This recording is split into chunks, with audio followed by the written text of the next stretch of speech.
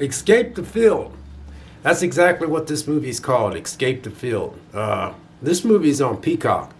And if you like movies like Escape Room and Escape Room 2, which I enjoy, then you should enjoy this one too as well. But we'll get into, I'm going to read the plot synopsis and then we'll get into that. This is on Peacock, by the way. The plot synopsis is stripped of their possessions. 6 strangers wake up in a remote, endless cornfield with 6 items: a gun with a single bullet, matches, a lantern, a knife, a compass, and a flask of water. As mysterious sirens blare in the distance and traps appear at every turn, they soon realize that they are in a mysterious cat and mouse game with an unseen evil, and the survival depends upon the solving a biological and deadly puzzle. So there you go. I just got done watching this movie, and this movie is sitting at a 19% Rotten Tomatoes. What gets me about these Rotten Tomato things is I think a lot of people are so wired into that Rotten Tomatoes thing that they just think that if it doesn't have a good Rotten Tomatoes, then it just ain't a good movie. And, you got 57% people like this movie. Now, for me, I watched this whole movie. I just literally got done watching this movie. I'm on vacation today, so I had a chance to watch something, and I got Peacock, and I like Peacock. I think Peacock is a pretty good streaming service. They're cheap, but they're a pretty good streaming service. But anyway, these people wake up in a cornfield, and they don't have no idea how they got there. But what I like about this movie is they was trying to figure out how to get out of the cornfield, obviously. But the whole time I'm watching this movie, I kept sitting there going, man, who would go through that? Who would go through all that, knock these people out, and put them in this corn maze where they find each other? And the girl, the main character, she had a gun and 1 bullet, but she never did use it. And then there was a girl that had a flask of water, but she didn't tell anybody that she had water because whoever put them there knew they would be thirsty. The kid had a compass. And then the military dude had a lantern. And then the other guy, he had a thing of matches. And the one chick, what did she have? She had something else. I forgot what she had. What did she have? She had something, but they all woke up with something. No, she had it. Yeah, the one chick had a knife. So they all had these items on them. So they didn't trust each other first, and then they started banding together because what I do like about this is they stayed together. They kept saying, stronger in groups, because you are stronger in groups. I can't stand movies that go like, well, you go this way, and then I'll go that way, and then we'll meet up. No, we all go this way, and then we all go that way. If something happens, we might have a chance to take whatever it is down, I never did get that concept. I'm like, man, come on. But we as movie viewers, that's what we say when we watch these movies. Like, why are you guys splitting up? I wouldn't even split up, But anyway, I can't stand that. But they stayed together. But anyway, there was this unseen thing. They were in a corn maze. So this corn maze, this corn, it wasn't a maze. It looked like corn maze to me. But it was a huge corn maze. And there was this tree. And every time they come up to something, there would be these symbols. And so they couldn't figure out at first what was going on. And then after a while, the main girl, she started figuring out that it was some type of puzzle that you had to solve all these puzzles and stuff. And it was pretty slick how they did this because, I'm watching this movie. I'm trying to figure out what's going on. But, I'm also a conspiracy theorist. I'm like, they're trying to figure out, who would do such a thing like that, because each one of them was doing something and they happened to wake up and they woke up in this cornfield. And so one girl brought up a theory about, she thinks that the government might pick people and put them in these situations, and you can't tell what the government's doing because government can get away with a lot of stuff. So, and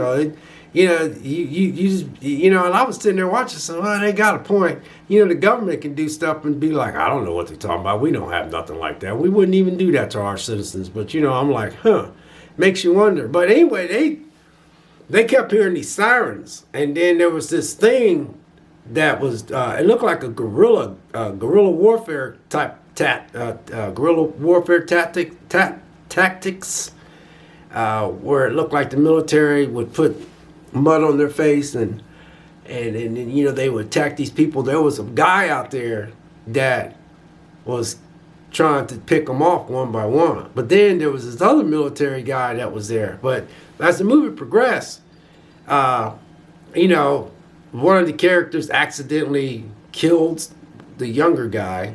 This girl, she ended up killing the young kid with the compass because she was scared and she was by herself. And when she had the knife out. But when he was trying to help her, he come out of nowhere because they were in a corn maze and she stabbed him. And so then the guy that was the military guy, there was this scarecrow, this creepy looking scarecrow that had all these symbols on him. And they didn't, till midway through what they were going through, they were trying to figure out, how to get out of this place. Well, every time they come up to the scarecrow, there was stuff on his jacket. And every time they come to it, there was things that give them these clues. So this was a cool movie, man. So the girl is the one that really started figuring stuff out. But, some of them didn't make it. Like the one guy, the girl that met the guy in the beginning of the movie, he got attacked by this guerrilla warfare guy. And then the other guy that was in the military, he got shot with some type of serum, which made him into some type of super strong super soldier, and he was almost losing his eyes, was turning red. I'm telling you guys, this movie was pretty slick. I'm surprised I don't know, I just think people just ain't, I don't think people are just happy these days because, let me just tell you this. 1970 and 1980, if a movie like this would have came out back then, it would have been all right. But today's society, anything that comes out, you got the internet and you got everybody who wants to just nitpick and slice and dice. To me, it's just a regular movie that you can watch and just chill out and watch and be like, oh man, this was a pretty good movie. I kind of liked it. But all this grading and wow factor and pow and boom, and it's just got to be like that. I just don't get it, There ain't nothing wrong with this movie to me, It's just a basic movie. There's a lot of basic movies out there that are all right to watch. And this is one of them. Like I said, I ain't sitting there saying, oh my God, it's the greatest movie. You should check it out. It's like, boom. No, I'm not saying that. What I'm saying is that it's not a bad movie at all. But to sum this up, let's see. A lot of them didn't get away. And at the end of the movie, man, after they were solving all these puzzles and stuff, I thought that the main girl got away. It looked like she won, but I couldn't tell if she won or not. And then the confrontation between the gorilla guy that was trying to pick them off one by one, he had a one-on-one fight with the military guy that got injected with this red serum that made his eyes red. But the guy that he was fighting, that they were trying to run from in the beginning, he had the same type of thing in his eyes as well. So, that fight scene was pretty good. You know what I'm saying? They was ducking and weaving and hitting and jabbing and pow and, flipping and stuff. Some good fight scenes. You can tell they had some military experience, but I like that part. But that guy thought he had him because the guy that was in the Afghanistan war, he was beating up that guy that was stuck in that maze forever. And he said, how you get out of here? And the guy that had all the corn around him said, you're not going to ever get out. So, the fight ended up being pretty good, but the one guy ended up taking the best of him because they both had this serum in them. So he takes off and runs. So the guy that was with the group had all this mud on him because he had military training. He walks up to him, and then the guy that had all this camouflage with the corn was kind of exhausted and was laying down because, they had been fighting so much and, stabbed and cut. And he was laying down. And then the guy said, it's time for you to die. And then when he stepped forward, he stepped in a trap. And there was a trap, man, all these spikes and stuff. But then the girl at the end, man, she started figuring everything out. But the guy that she had with him, they thought they had the puzzle fixed. And she got frustrated because it didn't work because everything shut off. The whole time, I said to myself when I'm watching this movie, I said, they are being watched. And that's exactly what they were doing. They were being watched. But the thing is, she said, we're going to get out of this. So they leaned up against the fence. And then this guy in the camouflage thing came up and stabbed him and killed him.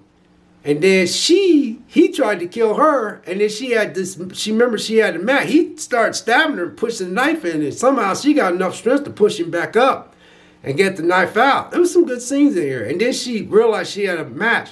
And she set him on fire. And then while he was trying to put himself out, she pushed him in this thing that they tried to get activated that ended up shutting off on him. And then she shut it. And he's banging on it. And he's burning up to death.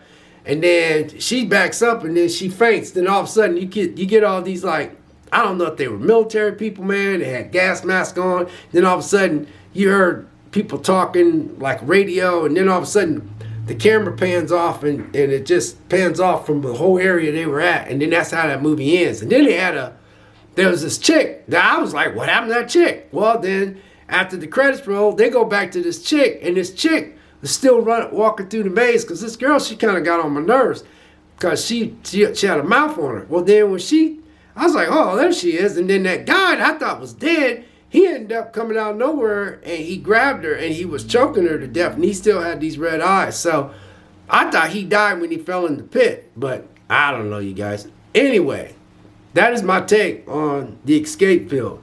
But again, I just want to say this.